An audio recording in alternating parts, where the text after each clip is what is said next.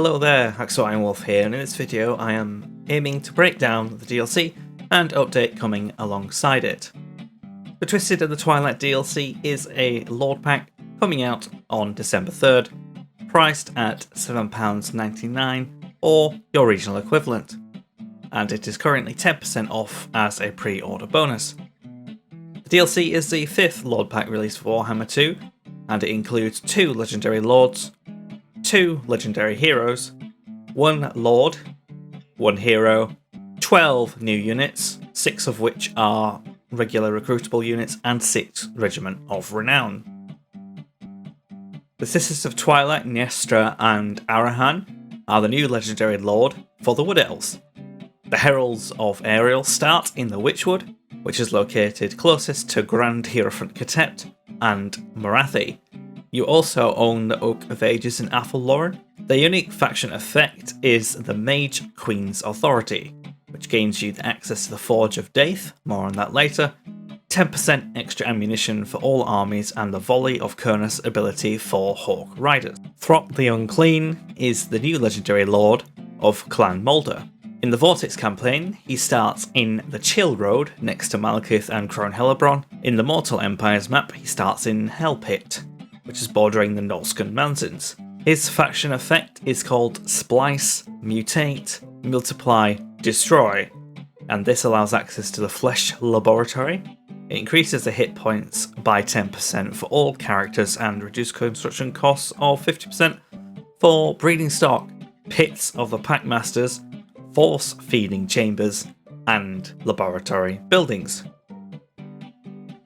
New to Warhammer are legendary heroes, which this DLC includes 1 per faction: Ariel, the Queen of Athelloren, and Gottrich, a rat ogre with the brain of a chaos general. Ariel enters the campaign after you complete your first ritual of Rebirth.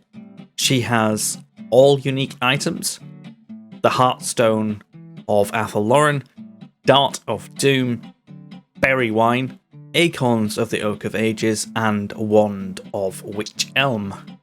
She has the Queen of Athelloren trait, granting Winds of Magic power reserve buffs, reduction of 10% cost for all her spells, and Perfect Vigour.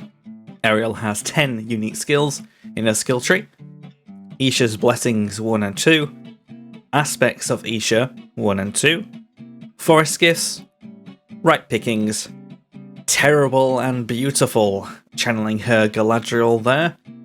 All shall love me and despair. Eternal Sisterhood, Chosen Champion, and Tapestry of Magic. Gottrich is gained after completing the quest battle for the Whip of Domination. He is a mix between an assassin on the campaign map and an anti-infantry brawler on the battle map. He has access to a unique Vortex spell lasting 4 seconds, casted around himself, but immobilizing him. It simulates a battle frenzy as unleashes his chaotic rage. A few unique skills include Frenzied Assault, Arena Boss, Piston-Driven Claws, Norscan Fury, Intact Mind, Trusted Chieftain, and Throt's Greatest Creation. Onto the Forge of Daith. The Forge is unique to the Sisters of Twilight. At the start of their campaign, Daith gives you 4 items, 1 of each equipment type that the Sisters can use: Armour, Weapon, Talisman, and Enchanted Item. Winning battles opens up the Forge, and Daith will offer to upgrade one of the items that you currently have access to. You choose between upgrading the item permanently or temporarily for a higher bonus. This temporary bonus lasts only for 5 turns. Also, every 10 turns, Daith will offer a dilemma where you can choose between a random item of one of the previous 4 categories. The Flesh Laboratory, exclusive to Throt the Unclean, is a way to experiment on and upgrade your units and faction.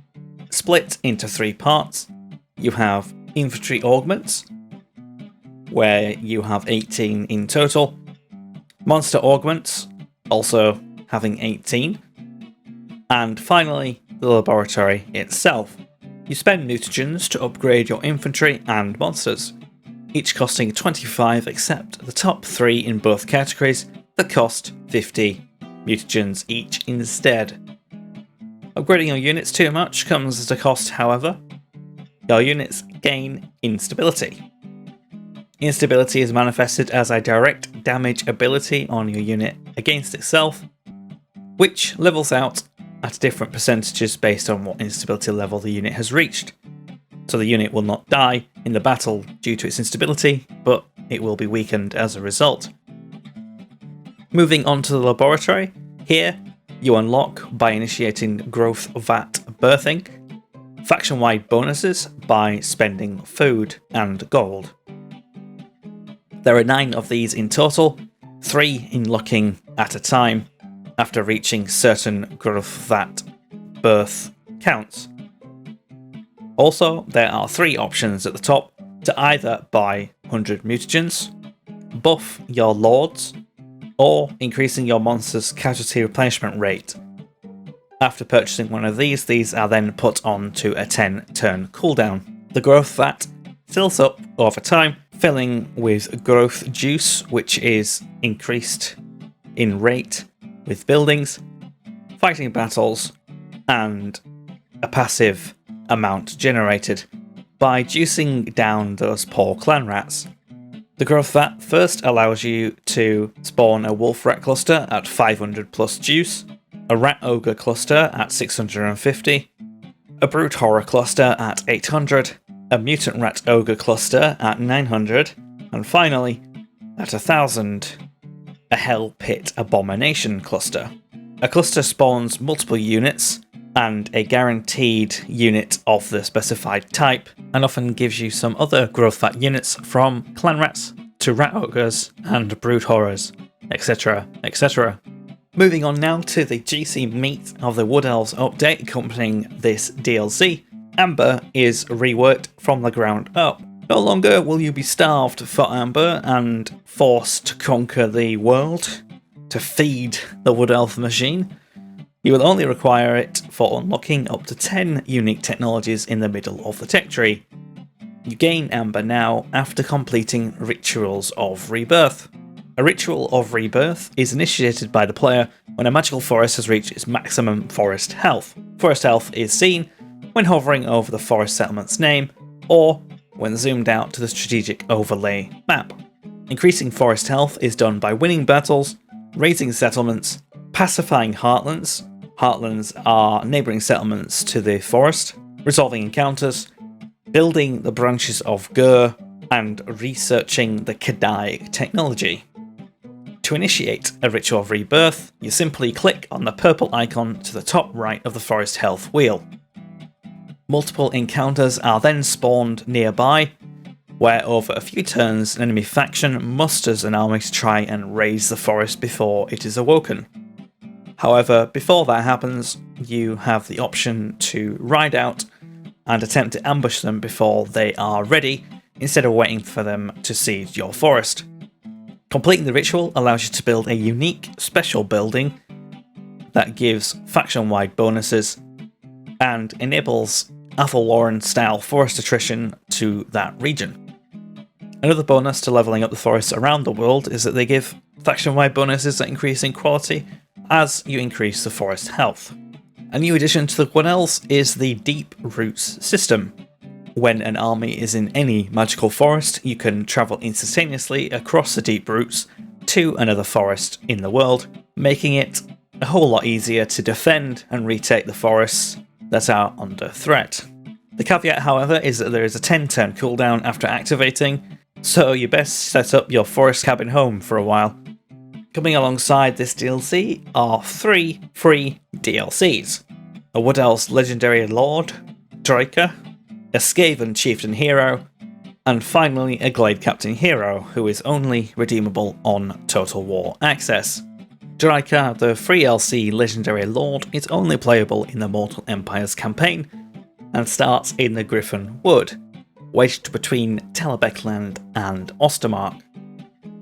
Their faction effect is called Dryads of Dyspathy, which gives a -40 diplomatic relations debuff with other Wood Elves, 10% increased upkeep costs on all elf units, and giving those elf units the glamour trait, which reduces combat power and makes them expendable. However, the upkeep is reduced by 10% for Dryad, Treekin and Treeman units faction-wide. Similar to the Orc Scrap upgrade system in the previous DLC, Draker's faction can upgrade Dryad, Treekin and Treeman units with gold.